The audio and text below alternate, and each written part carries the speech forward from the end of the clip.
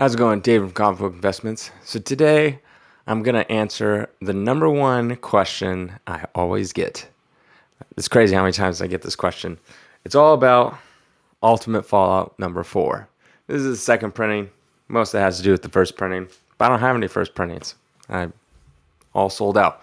And I'm not going to CGC. Oh, I might have like one out there. But yeah, I get this question all the time. Basically, it's like, where's it going to go? I've heard people say that it can get to fantasy 15 levels. That's a no-no. Just like, where do you see it in like, X years, X months, all this kind of stuff. Can it hit this price? All that stuff. So I'm going to try to answer all those questions in this one video. So the way comics work is it's all supply and demand. It's not even about how old it is. It's not even about the grade. It's how much demand there is versus how much supply. There's lots of comic books that are from the 40s that there's not that many available, but since the demand is very low, they go for $100, $50, even if they're in top grades. It all comes down to how much demand. And demand also has to do with hype. So when there's a lot of hype for something, the book will go up. And that's what you see with a lot of like Bronze Age keys and Ultimate Fallout 4. There's the hype that is super, super high for this. And so it just pushes it higher and higher. There's at one point I was buying them, getting them, around $300 to $500 and getting like 9.6s, 9.8s. And I thought like at the $1,000 mark, that's like, okay, it's going to kind of like flatten out.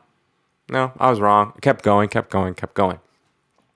There's going to be a point where it just cannot keep going anymore, because the thing with like modern books compared to older books is not only there is a high print run, right, of these. Even in older books in the 80s, 70s, 40s and stuff, there is just as high as print runs. They're in the hundreds of thousands, sometimes even the millions. But the thing is, all those older books, especially like the Golden Age and stuff, people read them, toss them, right? What is this? Garbage, right? There was no value in keeping it. It was just like, oh, I had this when I was a kid, throw it away. There's also comic book burnings in the 50s. People used to take out the staples to recycle staples so they could, for the war efforts, things like that. Comics were never a thing. That's why there's so few of them. That's why when you get to an action number 100, yeah, they might have had hundreds of thousands printed, but there's not that many left because most of them got thrown away, trashed. With newer books like this, it happened in the boom in the 90s. A lot of you probably remember the boom in the 90s where they printed millions of copies of every book, because it wasn't just you go to your local comic shop and you buy one for yourself to read. It's people going like, oh, this is going to be my college or my kid's college fund, in 20, 30 years. So they would go and buy 5, 6, 10 copies of, say, Jim Lee's X-Men #1. And on top of that, as everyone kept it in pristine condition, they didn't let anything happen to it. So what does that mean? Like the older comic books, even like Spider-Man from the Silver Age, right? People read them and then like they folded them up, put them away, things like that. So they're all there's a lot of them are low grade, not very many high or in high grade, not very many, there's not very many Spider-Man 1s in 9.0 and above. There's not very many Fantasy 15s and 8.0 and above. They're very few. That's why they go for such a high price. The things with these is everyone took very, very good care of them. And it will be hard to find an Ultimate Fallout 4 that's in a 2.0. But you can find a Fantasy 15 in 2.0, no problem. It's because everyone kept such good care of these. So all these books are going to be in 9.0s and above. So that is another problem. Not only is the supply there, because none of these books really got thrown away, is also they're just so all the ones that do exist are all in tip-top shape. So where would an Ultimate Fallout go from here? Well, that all comes down to how much demand. Right now, the hype is so high that the demand is high, so it can keep on going. But there's going to become a point when the hype slows down, and then the demand drops and the price drops. It will never go anywhere near Fantasy 15 levels, because that's the first appearance of Spider-Man. This is a Spider-Man copy. This is a clone of Spider-Man. Miles Morales he has the Spider-Man name, right? But he's a copy. He's not the original. He's not the OG. Just like Spider-Man is a copy of technically Superman. Superman's like the first superhero, considered the first superhero. Spider-Man is a superhero, copy of Superman. That's why Superman will be higher. There's also less action ones than there are fantasy 15s. But he is just a clone of the Peter Parker Spider-Man, just another iteration. So he will never beat Spider-Man. And Spider-Man Peter Parker is actually extremely popular. He is, and I've said this before. My friend's a lawyer. He works in intellectual property, copyright infringement. That's what he does. And the number one licensing for merchandising is Spider-Man, not Superman, not Batman, nothing like that. Spider-Man. And when people think Spider-Man, the average person doesn't know who Miles Morales is. They all know who Peter Parker is. He's had tons of movies. He's had TV shows in the 70s. He's been around cartoons up the wazoo, video games, everything. Everyone knows who Spider-Man is. Like, you just show a picture of Spider-Man, like, yeah, that's Spider-Man, you know? And if they know something about, you know, comics, you know, seen a movie or something like that, like, oh, what's his name? And they're probably like, oh, Peter Parker, right? Or Peter or something. Like, they'll get close. No one knows who Miles Morales is. I'm not saying that he will never hit the mainstream to the point where everyone knows him, but I don't think that's possible. He will always just be like a clone of Spider-Man, where deep comic book fans know who Miles Morales is, right? He was in the movie Spider-Verse, but who was also in it? Peter Parker, right? So he will have some, you know, hype and demand that way, but he's never going to hit Peter Parker Fantasy 15 levels, right? Just because purely the fact that this is the supply is so high. So will he continue to go up this book? Sure, yeah, the hype is still there. They're making a Spider-Verse 2. They might even make a movie with him in it, all this kind of stuff, and it will just continue to climb. But the thing is at some point the hype will stop, right? And then people realize, oh, wow, there's like a lot of 9/8s. Because what's going to happen is there's a lot of people that are holding back. I've talked to a lot of people where they're like, you have 100 copies of Ultimate Fallout 4 in pristine condition. You know, there's probably people that, since, like I told you, they made a lot of these, and people that will have long boxes full of these in tip-top shape, right? Because people are like, oh, it might be valuable. Paid a couple bucks for it, stick it away. So and this had a second printing, which means that the first printing sold out, so it was very popular, enough to make a second and third, I think maybe a third printing.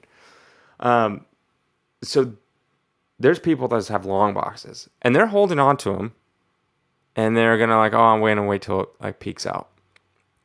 At some point, it's going up like this, and the graph is just gonna kind of flatline, and then people are like, I'm gonna unload what I have. And they're going to unload. And what that's going to do, it's going to flood the market, right? When you flood the market and there's too many, and you put something up in auction, it's like, let's say this book goes for $3,000, $4,000, $5,000 at the time. And then all of a sudden it drops to like, from $5,000 would be like a top dollar, and it goes to $4,000. Then it's like, is that a one-off? I don't know. Then another one goes in auction, goes for $4,200 or $3,900. Then you're like, oh, wow. Now what people do, and I see this all the time, is people have theirs and they want to get rid of theirs. So they'll put it at like a lower price. Even though one's sold in the same year for $5,000, but recently a couple of auctions have been selling for like $4,000 or something like that, they'll put it at $4,000 because they want to get rid of it, right? They don't want to put it up top dollar and then sit there with 1,000 of others that are up there and it not move.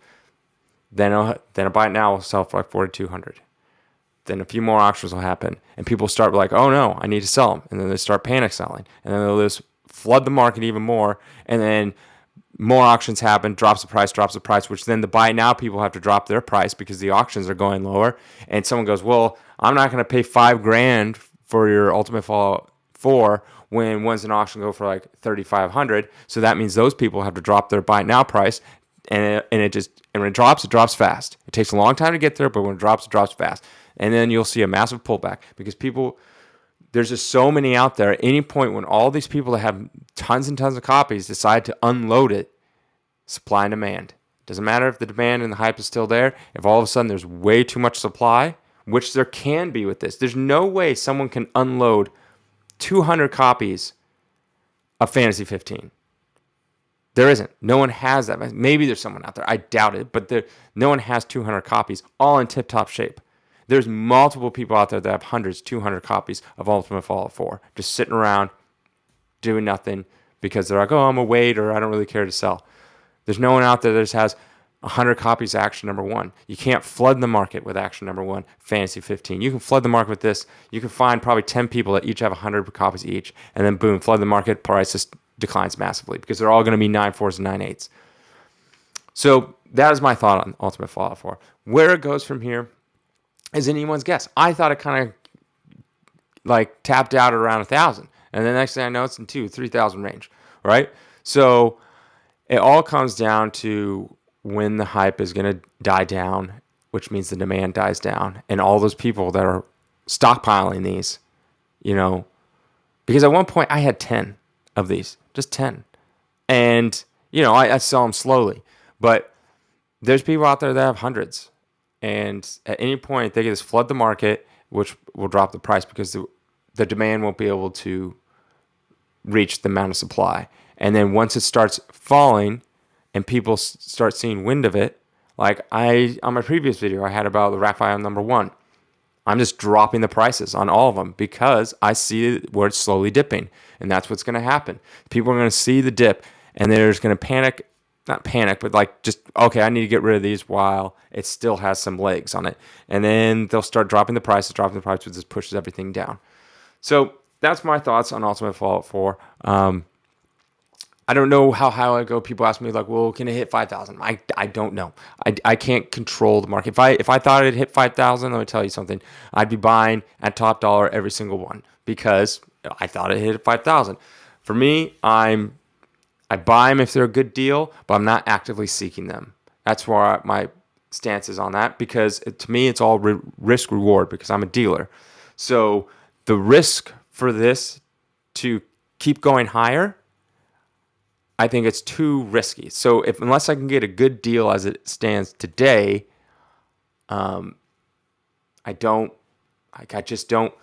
not worth the risk. I'd rather put my money into something else, right, than an Ultimate Fallout 4 that I can see better potential for, right? The risk isn't there. I still think it'll go up. I think it's still going to go up. How much? I don't know. How long? I don't know. But to me, like I said, I'm not actively trying to buy these. Like I wouldn't go out and buy like a first printing top dollar today because will it go up? Sure. But it's not worth it for me to pay top dollar and then it only go up like $200 and then that's when it flatlines and that's when it starts going down. See what I'm saying? It's like the risk right there it's not worth the risk for me to buy one at top dollar today. But that is me coming from a dealer's point of view. From a collector's point of view, if you love the book, buy the book. Buy it. If you want to flip it and make some money, there is room for it to flip it and make some money as of today. But that being said, if you expect to buy it today, and then in 5 years from now, double, triple, quadruple, whatever number you want to put in it, I think there's a very, very high risk, and I don't think that's likely to happen. I don't think that you could 5x your money if you bought it today and in 5 years from now. I just don't see it. Could it happen? Sure, but think of it like the odds of it happening is much more rare. The odds of it going up a little bit in 5 years from now and still sticking at the price, say it's at like $3,000 right now and it goes up to like $5,000. Sure, that's like a much more realistic possibility. But then there's also the chance that the hype dies down for a little bit and it drops. And I've seen it thousands of times. Look at Marvel Superheroes 13 before the movie came out. Hype, super huge, dropped in half, right? After the movie came out. The hype was gone. The demand was gone. There's too much supply out there. People started just throwing them out there to get rid of them.